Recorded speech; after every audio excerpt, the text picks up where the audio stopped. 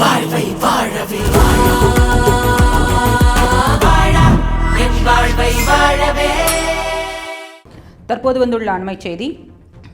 சென்னையில் 17வது நாளாக இடைநிலை ஆசிரியர்கள் ஆட்சியர் அலுவலகம் முன்பு போராட்டம் நடத்தி வருகின்றனர்.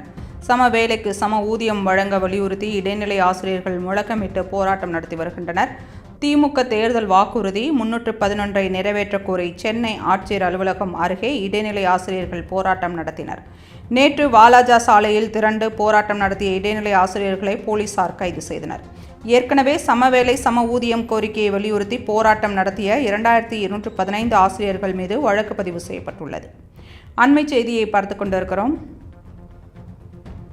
சென்னையில் 17வது நாளாக இடைநிலை ஆசிரியர்கள் ஆட்சியர் அலுவலகம் முன்பு போராட்டம் நடத்தி வருகின்றனர்.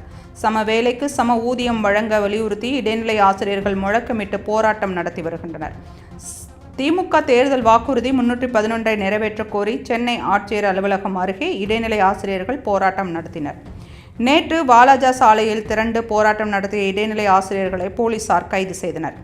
ஏற்கனவே சம வேலை சம ஊதியம் கோரிக்கையை வலியுறுத்தி போராட்டம் நடத்திய 2215 ஆசிரியர்கள் மீது வழக்கு பதிவு செய்யப்பட்டுள்ளது.